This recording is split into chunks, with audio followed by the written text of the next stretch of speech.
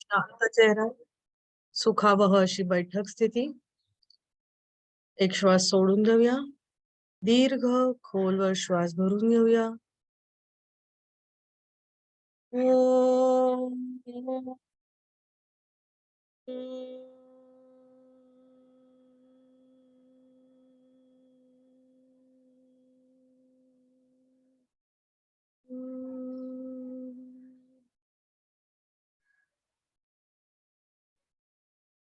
हस्तमर्दन, नेत्र स्पर्श, सावकाश डोळे उघडूया.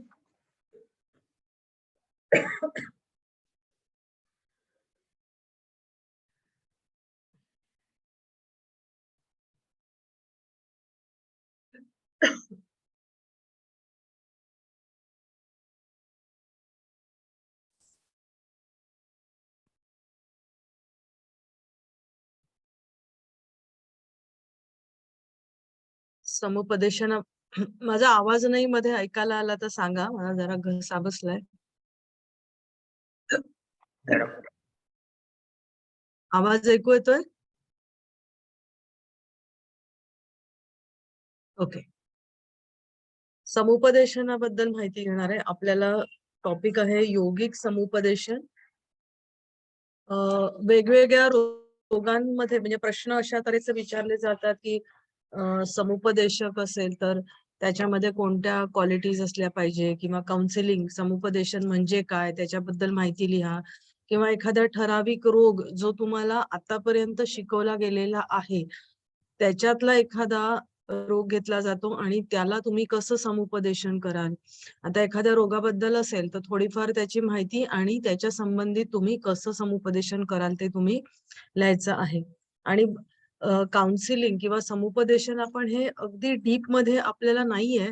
आपण योगिक समुपदेशन शिकणार आहोत तर एक म्हणजे समुपदेशनाचे ठराविक प्रकार किंवा थोडीफार माहिती आपण त्या अनुषंगाने याच्यामध्ये घेणार आहोत. आता काउन्सिलिंग किंवा समुपदेशन म्हणजे काय हे तुम्ही काय सांगू शकाल? तुम्हाला काय माहित आहे? समुपदेशन म्हणजे काय याच्याबद्दल तुम्ही काय सांगू शकाल? हा तसा नवीन विषय आहे, पण तरी आपल्याला माहिती असतं, आपण ऐकलेलं असतं आजूबाजूला बऱ्याच वेळेला. माधुरीताई, तुम्ही काय सांगू शकाल? काउन्सिलिंग म्हणजे काय? आपल्या एखाद्या समस्येवरती जाऊन तज्ञाशी भेटून त्यावर शंका निरसन करून घेणे.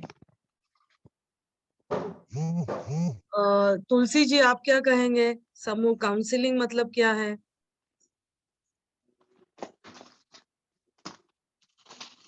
काउंसलिंग मतलब क्या है?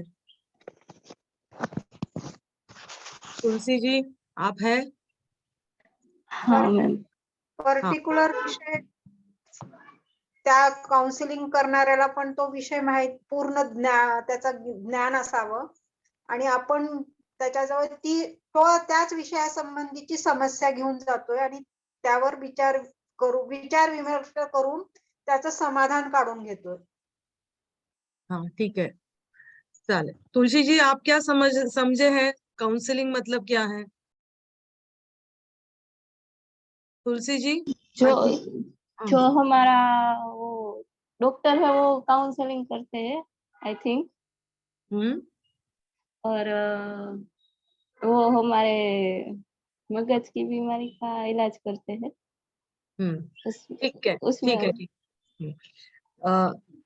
मगज की बीमारी का जो भी करते हैं वो साइकियाट्रिक्स होता है, मतलब वो दिमाग का डॉक्टर होता है. और ये काउंसलिंग है, ये अलग चीज है.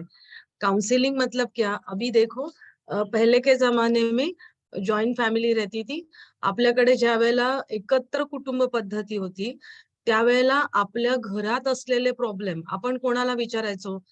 आपल्या घरामध्ये जे कोणी मोठ्या व्यक्ती होते त्यांच्याकडे आपण प्रॉब्लेम घेऊन गेलो की आपले प्रॉब्लेम सॉल्व्ह व्हायचे. आपले काका मामा, आई वडील, आजी आजोबा असे जे कोणी असायचे किंवा आपले गुरुजी असायचे तर ते आपल्याला गायडन्स द्यायचे, बरोबर. पण आताच्या काळामध्ये कसं आहे, काउन्सिलिंग ही एक वेगळी शाखा निघालेली आहे. तर त्याच्यामध्ये आपल्याला जे काही प्रॉब्लेम्स येतात आयुष्यामध्ये की जे आपण इतरांना सांगू शकत नाही, तर ते एक तज्ञ व्यक्ती असतो, जो या प्रकारचं शिक्षण घेतलेला असतो, ज्याला अनुभव असतो. त्याच्याकडे आपण आपले प्रॉब्लेम्स घेऊन जातो, त्याच्याशी चर्चा करतो आणि तो जो आहे त्याला आपण काउन्सिलर म्हणतो. म्हणजे काउन्सिलिंगमध्ये 2 असतात व्यक्ती, एक सल्ला घेणारा असतो आणि एक सल्ला देणं नाही. तो ॲक्चुअली काउन्सिलर काय करतो, जो काही तुमचा प्रॉब्लेम आहे, तो ॲक्चुअली तुम्हाला आरसा दाखवतो, की कसा प्रॉब्लेम आहे, मग तुमचं काय चुकतंय हे तुम्हालाच तुमच्याकडूनच तो बोलून घेतो. तुमचे प्रॉब्लेम ऐकून घेतो आणि तो तुम्हाला उद्युक्त करतो, की याच्यातून कसं प्रॉब्लेम सॉल्व्ह करायचे आहेत. आणि तो तुम्हालाच इन्साईट देतो. तुम्हालाच सांगतो, की कशाप्रकारे तुम्ही पुढे वागायचं आहे. आणि जर तुम्हाला नाही कळलं, तर तो तुम्हाला त्याच्या पद्धतीने त्याचे जे स्किल्स आहेत, त्याचे कौशल्य आहे, ते वापरून तो तुम्हाला उद्युक्त करतो, की ज्याच्या योगे तुमचा प्रॉब्लेम आहे, तर तो तुमचा प्रॉब्लेम सॉल्व्ह होऊ शकेल. हं.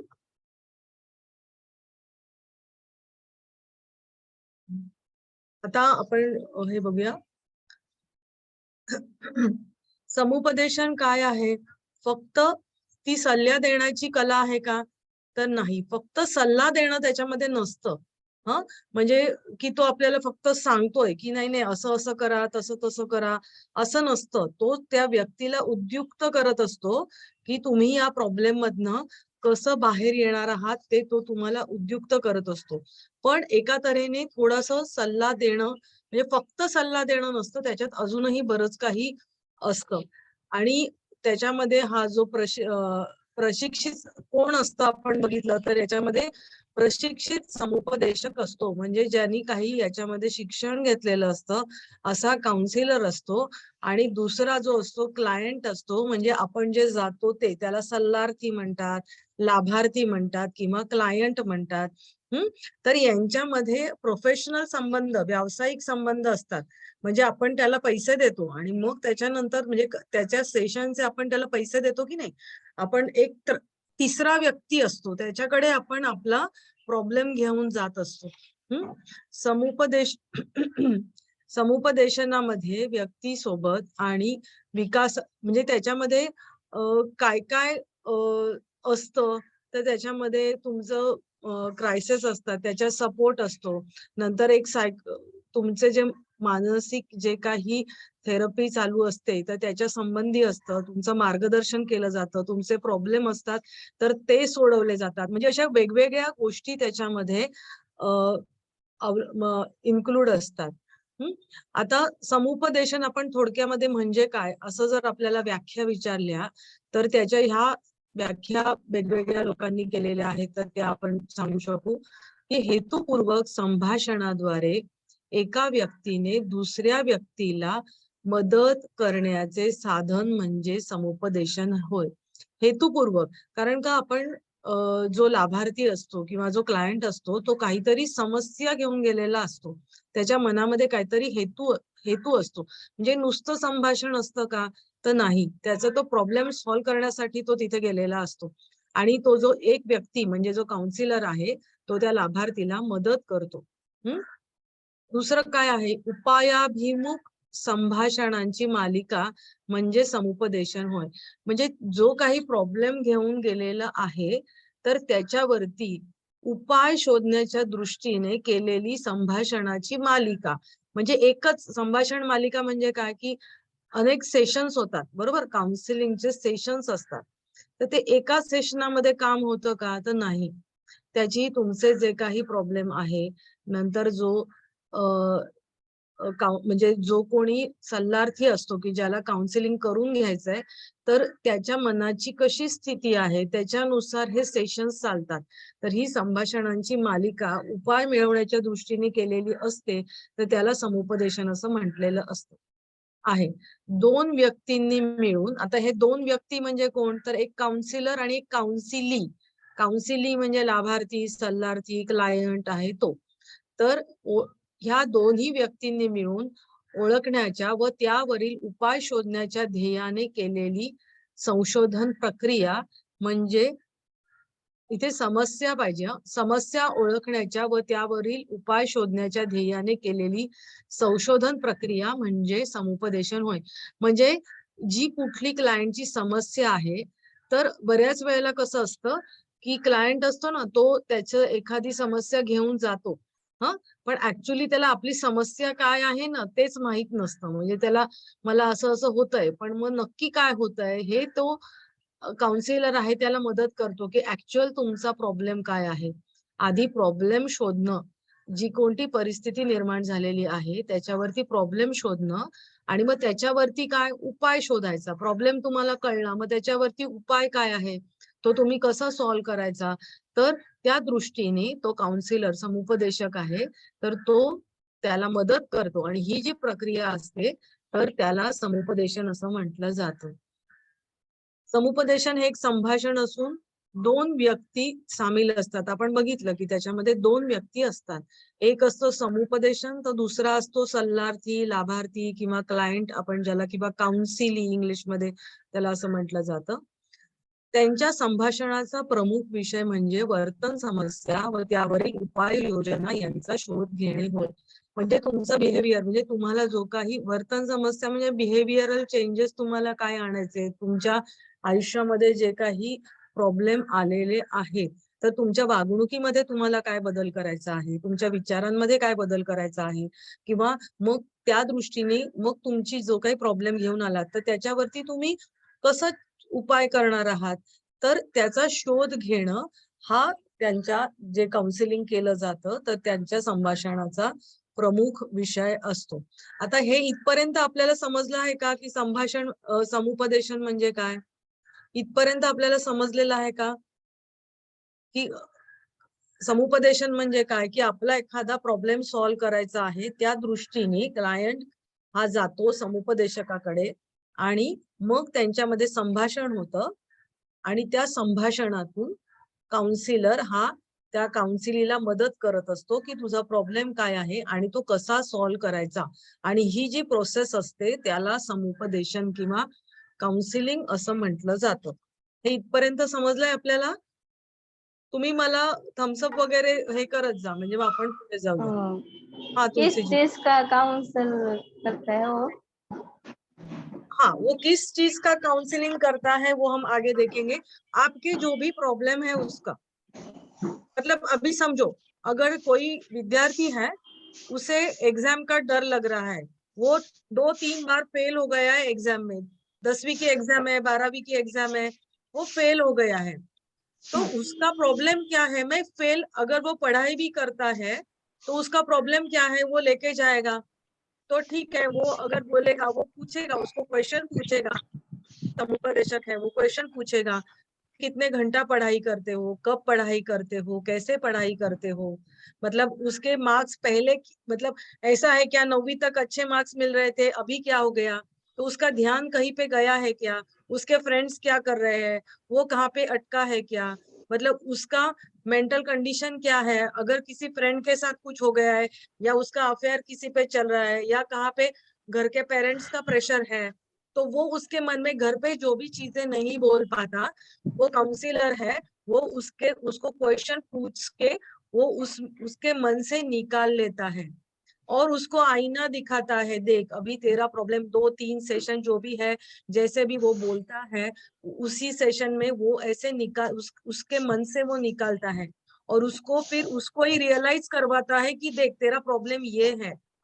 हाँ, तो उसको अगर प्रॉब्लम समझ में आ गया, अगर मैं पढ़ाई मतलब नींद आती है, तो क्या ज्यादा स्ट्रेस हो गया उसकी वजह से नींद आती है, या कुछ दूसरा प्रॉब्लम है, कुछ पेरेंट्स चिल्लाते हैं पढ़ाई नहीं कर रहा है, ये नहीं, तो उसको स्ट्रेस लेके अगर पढ़ाई नहीं हो रही है, वो बुक लेके बैठता है लेकिन पढ़ाई नहीं हो रही है, ये सब चीजें वो देखता है, उसको समझाता है, मतलब उसको ही वो आईना दिखाता है। और बाद में चलो अभी ये तो समझ में आया तेरा प्रॉब्लम क्या है, तो उसके ऊपर देखो तुझे कैसे आगे बढ़ना है, तो वो उसको गाइड करता है। अगर फैमिली में है, मतलब हस्बैंड वाइफ है, उनके रिलेशन में कुछ है, तो फिर वो अगर एक कोई जाता है तो वो उसको क्वेश्चन पूछ के उनके प्रॉब्लम, अगर कोई उनके यहाँ कुछ मतलब क्या बोलते हैं भांडण त्यांच्यामध्ये होतात आहेत, वो अगर लड़ते झगड़ते हैं तो लड़ाई किस वजह से होती है, उनके प्रॉब्लम क्या है, तो उनके सॉल्यूशन क्या है, मतलब कुछ चीजें तो अनबन हो रही है, लेकिन वो क्वेश्चन पूछ के वो निकालता है उनमें से। किसी के मन में डर रहता है, मैं अकेला हो जाऊं या हो जाऊंगा या हो जाऊंगी, मुझे बहुत डर है। तो कोई वो उसका एज वाइज डर अलग अलग रहते हैं, स्टूडेंट का डर अलग रहता है, हस्बैंड वाइफ में झगड़े हैं तो वाइफ को लगता है उनका किसी के साथ चक्कर है, तो उसको लगता है मैं अकेला हो जाऊंगा। कोई बूढ़ी औरत है तो उनको लगता है अगर मेरे लड़के या लड़की मतलब वो मेरे से दूर हो जाएंगे, मैं अकेली हो जाऊंगी, फिर मेरा क्या होगा।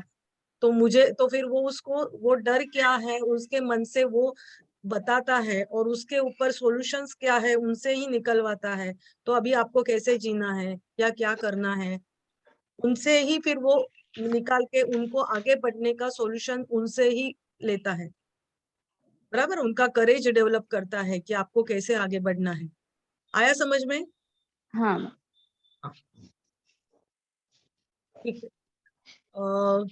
अभी ये समुपदेशन के मतलब काउंसलिंग के एम्स क्या है, तो अभी जो भी मैंने बोला ना वही इसमें लिखा है। अभी जो भी मैंने बोला मैं एक के पीछे एक बोलती जाती हूँ। इंसाइट या अंतर्दृष्टि मतलब क्या कि मतलब उनको ही बोल मतलब हमें हमें क्या कमियां हैं या हमारी अंदर की तरफ हमको झांक के देखना है। कि कैसे हम आगे बढ़ेंगे, क्या करना है, खुद में जो भी है अपने अंदर देखना है। समस्या उनके प्रॉब्लम जो भी है तो प्रॉब्लम कैसे सॉल्व करना है, मतलब प्रॉब्लम सॉल्व करना, इंसाइट डेवलप करना, प्रॉब्लम सॉल्व करना, रिलेशनशिप विद अदर्स। समाज अगर घर पे है तो घर पे मतलब माँ बाप से या फ्रेंड से, सिस्टर से, या जो भी आपके प्रॉब्लम्स है, हम समाज में रहते हैं तो अगर आपका मतलब आजू बाजू के जो भी आपके नेबर्स हैं उनके साथ कैसा संबंध है, तो वैसे उनके साथ रिलेशन उनके अच्छा डेवलप करना। अभी मैं मराठी में बोलती हूँ, मानसिक शिक्षण साइकोलॉजिकल एजुकेशन, आपको साइकोलॉजिकल एजुकेशन मतलब वो डेवलप करना, ये एक उसका एम है। मतलब और अगर आपके सोशल सामाजिक कौशल्य आहे तर ते संपादन करणं, सेल्फ अवेअरनेस स्वतःबद्दल जागरूकता निर्माण करणं। आता हे प्रत्येकाची आपण पुढे या गोष्टी आपण बघत जाणार आहोत, तर तुम्हाला या लक्षात येतील की याची उद्दिष्ट कशा प्रकारे आहेत। स्वतःची स्वीकृती, आपण जसे आहोत तसं आपल्याला आपण कारण स्वतःची जैसे है हम उसको वैसे हमको स्वीकारणं। कारण कोणाला कसं असतं की बऱ्याच वेळेला आपण एखादी व्यक्ती आपण जर अगदी एक्स्ट्रीम उदाहरण घेतलं तर हिरोईन्स वगैरे जे असतात ना, तर त्यांचे प्रॉब्लेम्स आपल्याला लक्षात येतात की जसं वृद्धत्वाकडे जातात ना, तर तारुण्यामध्ये तुम्ही खूप सुंदर दिसत असता आणि नंतर वृद्धत्व आल्यानंतर सुरकुत्या पडायला लागल्यानंतर मग त्या आपल्याला स्वीकारत नाही, फोटो द्यायला तयार होत नाही, बरोबर? तर हे एक वेगळं उदाहरण झालं, पण हे पण त्यांचे प्रॉब्लेम्स असतात आणि नंतर मग त्यांना सायकोलॉजिकल प्रॉब्लेम्स व्हायला लागतात। किंवा एखाद्या व्यक्तीमध्ये आपण आहोत तसे स्वतःला स्वीकारणं, एखाद्याला काही डिसीज झाला असेल किंवा मनाचे काही प्रॉब्लेम्स, मनोरुग्ण असेल किंवा छोटे छोटे आपण विसरतो आणि विसरल्यामुळे आपल्याला काही प्रॉब्लेम्स येत असतील, तर ठीक आहे मला हे झालंय, तर मग मी आता पुढे काय करू हे स्वीकारायला पाहिजे आपल्याला आणि मग नंतर आपण पुढे जायला पाहिजे। अशा प्रकारे नंतर सेल्फ ऍक्च्युअलायझेशन, कॉग्निटिव्ह चेंज, आत्मज्ञान, बिहेवियर चेंज, एम्पॉवरमेंट, म्हणजे हे सगळे समुपदेशनाची उद्दिष्ट आहेत की तुम्हाला आता हे तुम्ही आपण पुढे जाऊन तसतसे तुम्हाला हे लक्षात येतील। आता त्याचे प्रकार कुठले आहेत तर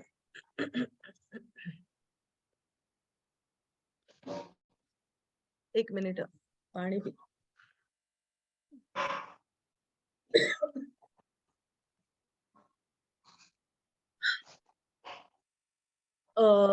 डायरेक्टिव्ह काउन्सिलिंग, आता त्याचं मराठीमध्ये मी हे केलेलं आहे मार्गदर्शक समुपदेशन, पण नॉर्मली डायरेक्टिव्ह काउन्सिलिंगच म्हटलं जातं। त्याच्यामध्ये काय असतं की याच्यामध्ये म्हणजे हे जे असतं याच्यामध्ये काउन्सिलर असतो ना, या प्रकारचे समुपदेशन बहुतेक समुपदेशक केंद्रित असते. म्हणजे जो काउन्सिलर असतो ना, तर तो तो याच्यामध्ये सेंटर पॉइंटला असतो. आता तो याच्यामध्ये सेंटर पॉइंटला कसा असतो, तर म्हणजे एखादा माणूस जर त्याच्याकडे गेला आणि तो त्याला प्रश्न विचारतो, तर याच्यामध्ये काय असतं की तो माणूस काउन्सिलर असतो, तर तो त्याला त्याचे प्रॉब्लेम कसे सॉल्व्ह करायचे हे सुचवतो. म्हणजे आणि त्याचे सोल्युशन सुचवतो. म्हणजे याच्यामध्ये काउन्सिलरचा थोडासा ऍक्टिव्ह पार्ट असतो. तर प्रश्न विचारले जातात, जो कोणी माणूस येतो त्याला त्याच्या प्रॉब्लेम बद्दल, आणि याच्यामध्ये जो कोण येतो म्हणजे काउन्सिली असतो त्याचा पार्ट कमी असतो आणि काउन्सिलरचा किंवा समुपदेशकाचा पार्ट असतो, तर तो त्याच्यामध्ये जास्त असतो. आणि तो तो मग त्याला सांगतो की तुझ्या प्रॉब्लेम वरती या संधी आहेत, किंवा हे तू करू शकतोस, किंवा तुझे जे समस्या आहेत तुझ्या या आहेत. म्हणजे तो प्रश्न विचारून त्या समस्या ओळखतो आणि त्याच्यावरचं सोल्युशन सुद्धा तो काउन्सिलर त्याला देतो. म्हणजे याच्यामध्ये थोडक्यामध्ये समुपदेशकाचा रोल याच्यामध्ये जास्त असतो.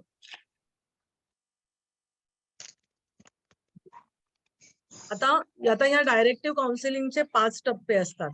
तर ते कुठले असतात, तर क्लिनिकल अनालिसिस असतं.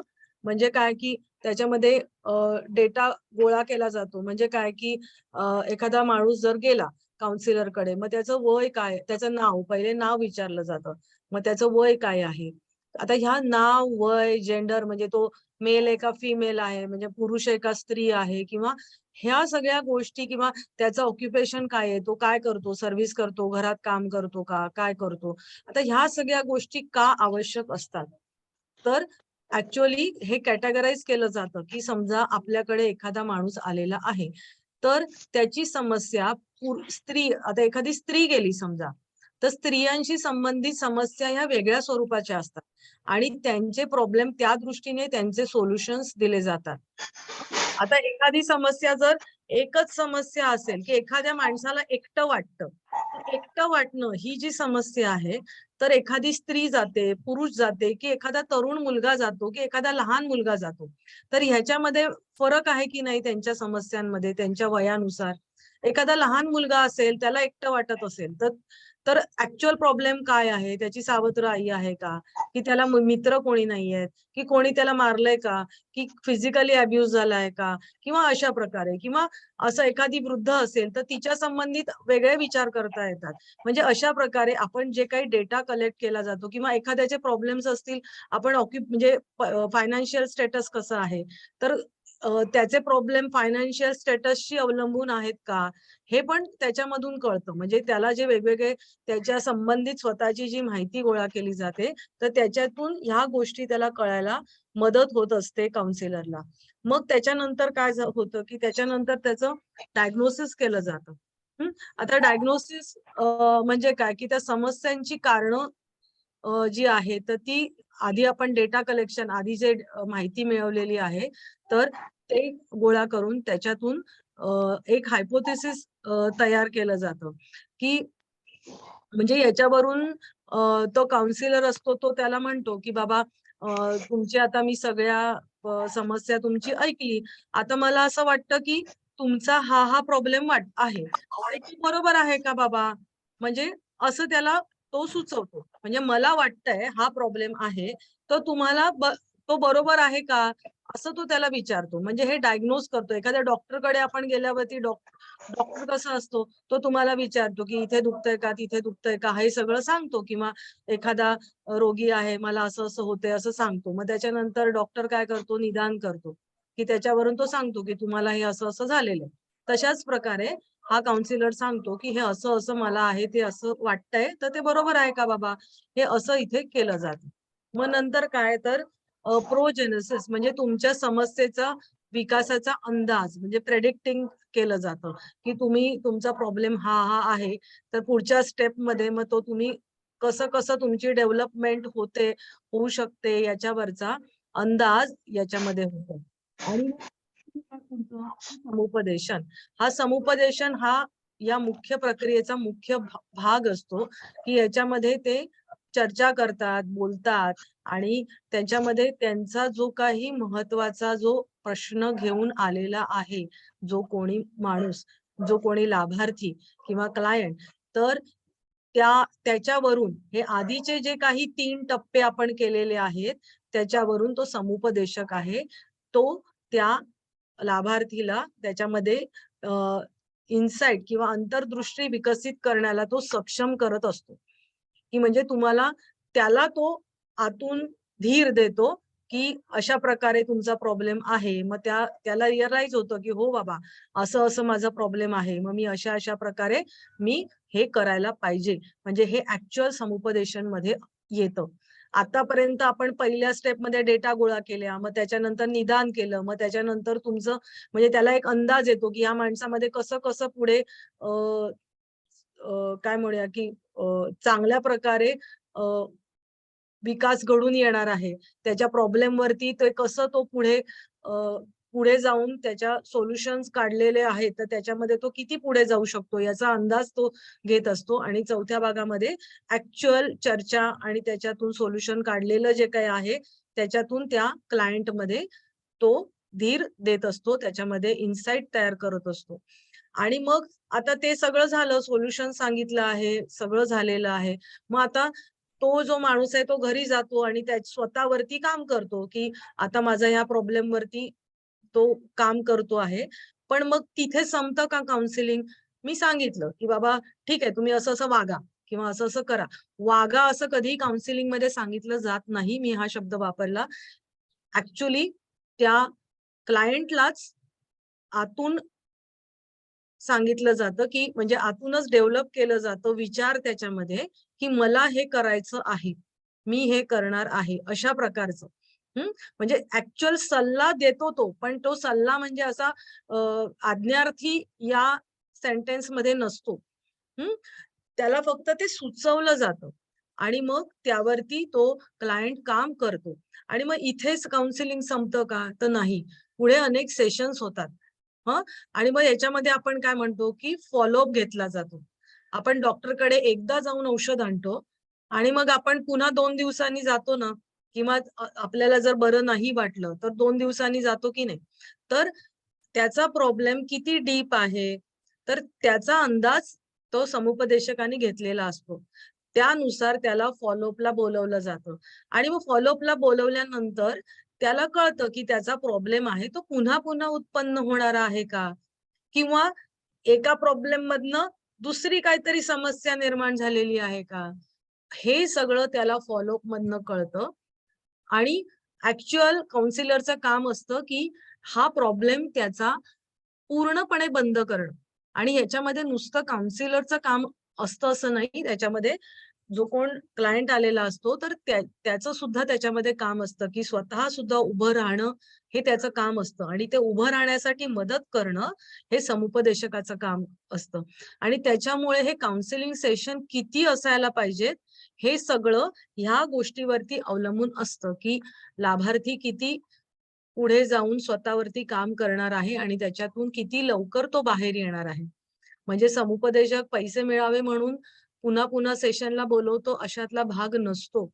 ऍक्च्युअल त्याच्यातून तो बाहेर त्या समस्येतून बाहेर पूर्णपणे पडणं की ज्यातून नवीन समस्या निर्माण होणार नाहीत, इथपर्यंत समुपदेशक त्याचा पाठपुरावा करत असतो.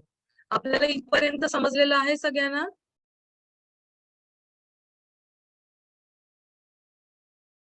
इथपर्यंत समजलेलं आहे का? हो मॅडम. ओके. आता आपण हे डायरेक्टिव्ह बघितलं की ज्याच्यामध्ये काय आहे डायरेक्टिव्ह मध्ये की डायरेक्ट काउन्सिलर असतो तो आओ, ते केक आहे ग थोडं. काय?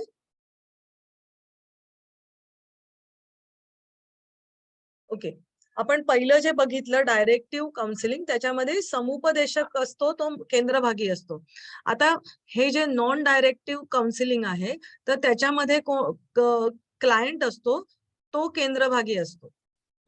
म्हणजे याच्यामध्ये काय केलं जातं की याच्यामध्ये ग्राहकांना त्यांच्या समस्येचे अन्वेषण करण्यासाठी जबाबदारी दिली जाते आणि त्या व्यक्तीवर भर असतो, समस्येवरती नाही.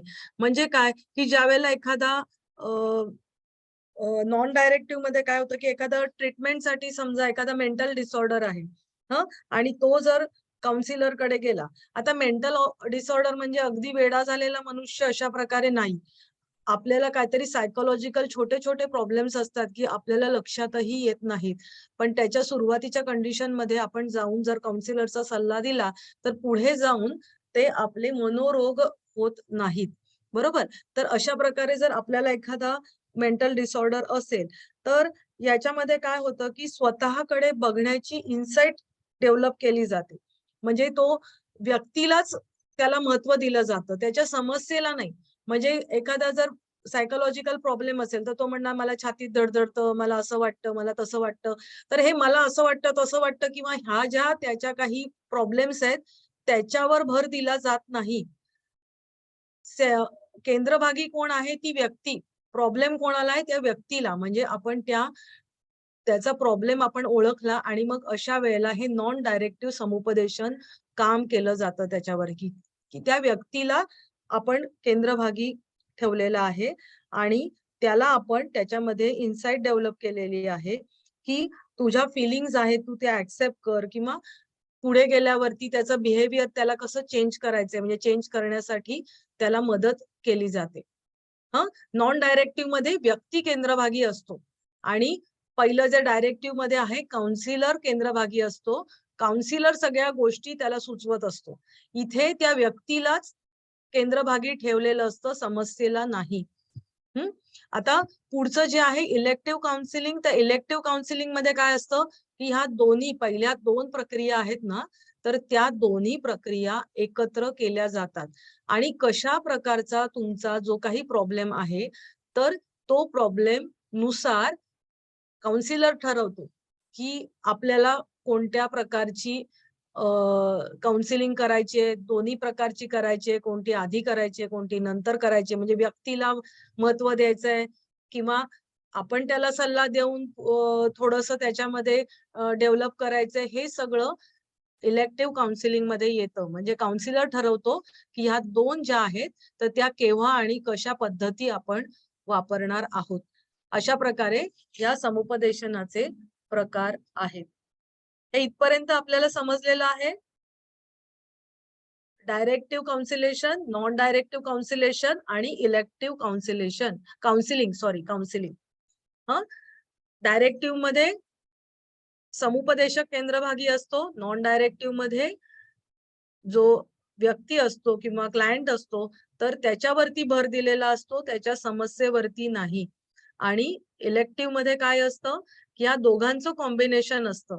म्हणजे त्या दोघांचं प्रकार आहेत ते एकत्र केले जातात आणि त्याचा प्रॉब्लेम काय आहे तर ते ओळखून समुपदेशक आहे तर तो त्या व्यक्तीमध्ये अंतर्दृष्टी निर्माण करण्याचं आणि त्याला निर्णय घेण्यासाठी त्याला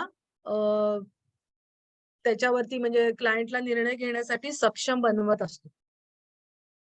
इथपर्यंत समजलेलं आहे आपल्याला?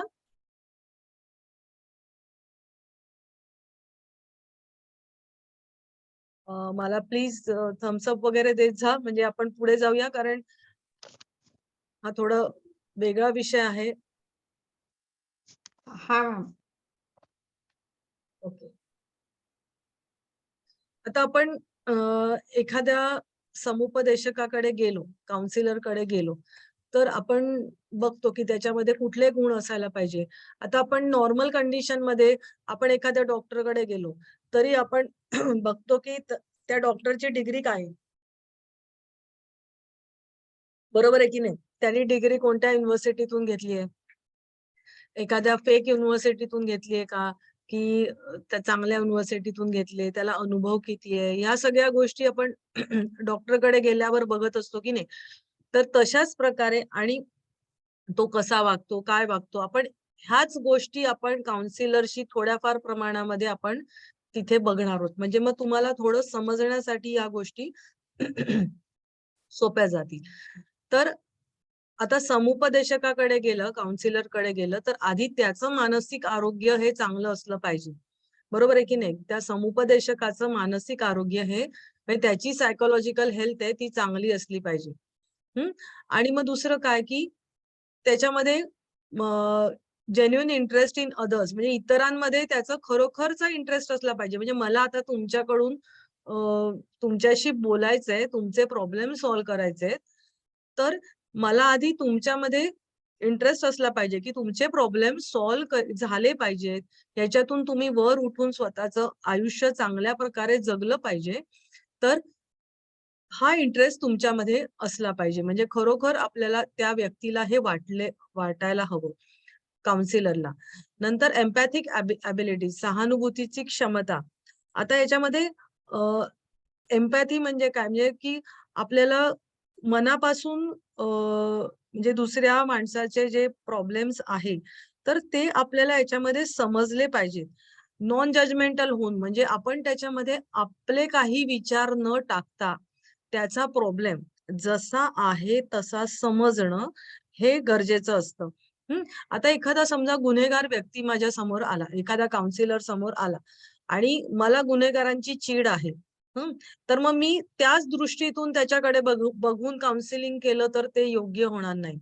काउन्सिलरनी तो गुन्हेगार जो आहे तर तो माणूस म्हणून आहे हे बघून त्याला काउन्सिलिंग केलं पाहिजे, की कोणत्या परिस्थितीमध्ये तो झालाय किंवा अशा प्रकारे त्याच्याबद्दल सहानुभूती असली पाहिजे. तो व्यक्ती आहे तसा स्वीकारून त्याला पुढे आपण त्या समुपदेशकाने त्याला गायडन्स दिलं पाहिजे. म्हणजे त्याचा गुन्हा बाजूला ठेवायचा आहे आणि व्यक्ती म्हणून त्याला स्वीकारून त्याच्याबद्दल आता पुढचा जो आहे टॉलरन्स इन सहिष्णुता, म्हणजे त्याच्याबद्दल तशी सहिष्णुता वाटून तुम्ही त्याला गायडन्स दिलं पाहिजे. नंतर वैयक्तिक कळकळ, पर्सनल वॉर्मथ किंवा अनकंडिशनल पॉझिटिव्ह रिगार्ड्स, की एखाद्याबद्दल जसं आता हे मी म्हंटल की तो खरोखर सुधारला पाहिजे, ही आतून इच्छा, कळकळ त्या समुपदेशकाला वाटली पाहिजे, की तो कोणत्याही तऱ्हेने मी कमीत कमी वेळामध्ये त्या व्यक्तीला चांगल्या प्रकारे उठून उभं राहण्यास मदत करीन, त्याचे जे प्रॉब्लेम्स आहेत त्याच्यातून बाहेर काढण्यास मदत करीन. बरोबर? म्हणजे ही जी कळकळ आहे त्या व्यक्तीला वाटलं पाहिजे. तर सेल्फ अवेअरनेस, त्याला स्वतःबद्दलची सुद्धा जागरूकता पाहिजे. म्हणजे माझ्या आता समजा मी तुम्हाला जर शिकवते आहे तर मला ही कळकळ हवी की तुम्हाला कळतंय की नाही हे मला बघायला पाहिजे, तुम्हाला समजलंय की नाही हे बघायला पाहिजे, आणि नसेल समजलं तर मी सोप्या पद्धतीने समजावून सांगण्याचा प्रयत्न केला पाहिजे. बरोबर? तसंच त्यालाही वाटलं पाहिजे. त्याच्यानंतर माझ्या लिमिटेशन्स काय आहेत हे मला माहिती पाहिजे. स्वतःबद्दल सेल्फ अवेअरनेस, स्वतःबद्दलची जागरूकता असली पाहिजे की मी कुठपर्यंत जाऊ शकतो, मी कुठपर्यंत त्याला मदत करू शकतो, नसेल तर मी काय करायला पाहिजे. तर हे सगळं काउन्सिलरला माहिती पाहिजे. आणि ओपन टू चेंज, बदलण्यासाठी खुलं असलं पाहिजे. म्हणजे प्रत्येक काउन्सिलर सुद्धा हा व्यक्ती असतो, त्यामुळे त्याचे स्वतःचे सुद्धा विचार असतात आणि त्या विचारांच्या बाउंड्रीतून त्यांनी समोरच्या व्यक्तीला बघायचं नसतं. जे काही समोर आहे त्याच्यामध्ये तुम्ही खुलं होऊन त्याच्याकडे तुम्हाला बघता आलं पाहिजे. तर अशा प्रकारे हे समुपदेशकाचे म्हणजे चांगले गुण आहेत. आता याच्यामध्ये तुम्हाला बऱ्याच प्रकारचे अजूनही काही गुण कळतील. त्याचा चांगला शब्दकोश असला पाहिजे. म्हणजे आता समजा एखादा व्यक्ती आहे, एखादा क्लायंट आला आणि त्याच्याशी बोलताना तो जर काउन्सिलर म्हणाला, हे असं कसं तुम्ही वागता,